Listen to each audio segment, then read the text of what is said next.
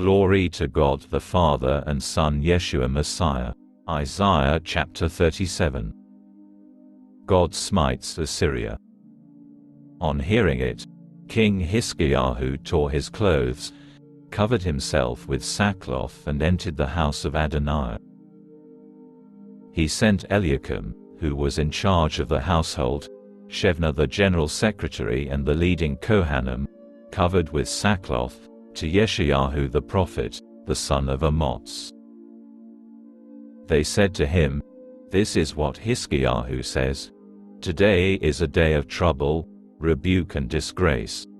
Children are ready to be born, but there is no strength to bring them to birth. Maybe Adonai your God will hear the words of Rav Shaker, whom his master the king of Ashur has sent to taunt the living God, and will rebuke the message which Adonai your God has heard. So pray for the remnant that is left." When King Hiskiyahu's servants came to Yeshayahu, he said to them, "Tell your master that this is what Adonai says. Don't be afraid of the words you heard the servants of the king of Ashur used to insult me. I will put a spirit in him that will make him hear a rumor and return to his own land. Then I will cause him to die by the sword in his own land." Rav Shaker returned and, having heard that the king of Ashur had left Lachish, found him making war with Livnah. Then he heard it said that Tirhakah king of Ethiopia was on his way to fight him. On hearing this, the king of Ashur sent messengers to Hiskiyahu, after ordering them, "This is what you are to say to Hiskiyahu king of Yehuda. Don't let your God in whom you trust deceive you by saying, 'Yerushalayim will not be handed over to the power of the king of Ashur.' You have heard what the kings of Ashur have done to all lands. They have completely destroyed them. So how will you be delivered? Have the gods of the nations delivered them? No, my ancestors destroyed them. Gozan, Haran, Retziph and the people of Eden who were in Telazar. Where is the king of Hamat? The king of Arpad?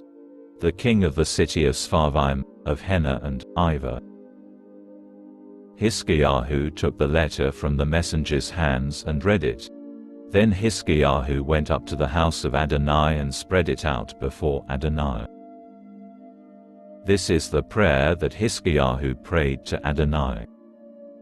"Adonai Svo, God of Israel, who dwells above the cherubim, you alone are God of all the kingdoms on earth. You made heaven and earth. Turn your ear, Adonai, and hear. Open your eyes, Adonai, and see. Hear all the words that Sancherib sent to taunt the living God. It is true that the kings of Ashur have laid waste all the countries and their lands, and have thrown their gods into the fire, for those were non-gods, merely the products of people's hands, wood and stone. This is why they could destroy them. Now therefore, Adonai our God, save us from his power, so that all the kingdoms on earth will know that you are Adonai, you only." Then Yeshayahu the son of Amoz sent this message to Hiskiyahu, "Adonai the God of Israel says, you prayed to me against Sancherib king of Ashur. Here is Adonai's answer concerning him. The virgin daughter of Zion despises you. She laughs you to scorn. The daughter of Yerushalayim shakes her head at you. Whom have you taunted and insulted? Against whom have you raised your voice and haughtily lifted your eyes? The Holy One of Israel.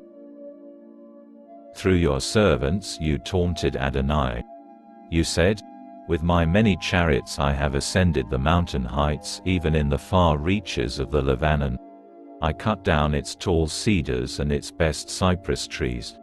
I reached its remotest heights and its best forests. I dug wells and drank the water. The soles of my soldiers' feet dried up all the rivers of Egypt. Haven't you heard? Long ago I made it. In antiquity I produced it. And now I am making it happen. You are turning fortified cities into heaps of ruins. While their inhabitants, shorn of power, are disheartened and ashamed, weak as grass, frail as plants, like grass on the rooftops or grain scorched by the east wind. But I know when you sit, when you leave, when you enter, and when you rage against me. And because of your rage against me, because of your pride that has reached my ears, I am putting my hook in your nose and my bridle on your lips, and I will make you return by the way on which you came. This will be the sign for you, people of Israel. This year, you will eat the grain that grows of itself. The second year, you will eat what grows from that. But in the third year, you will sow, reap, plant vineyards and eat their fruit. Meanwhile, the remnant of the house of Yehuda that has escaped will again take root downward and bear fruit upward. For a remnant will go out from Jerusalem, those escaping will go out from Mount Zion. The zeal of Adonai Svaot will accomplish this. Therefore this is what Adonai says concerning the king of Ashur. He will not come to this city or even shoot an arrow there. He will not confront it with a shield or erect earthworks against it. By the way he came he will return. He will not come to this city, says Adonai. For I will defend this city and save it, both for my own sake and for my servant David's sake. Then the angel of Adonai went out and struck down 185,000 men in the camp of Ashur. Early the next morning, there they were, all of them, corpses, dead. So Sancherib king of Ashur left, went and returned to live in Nineveh. One day, as he was worshipping in the temple of Nisroch his god, his sons Adramelech and Sharezer struck him with the sword and escaped into the land of Ararat. So his son Esarhaddon took his place as king.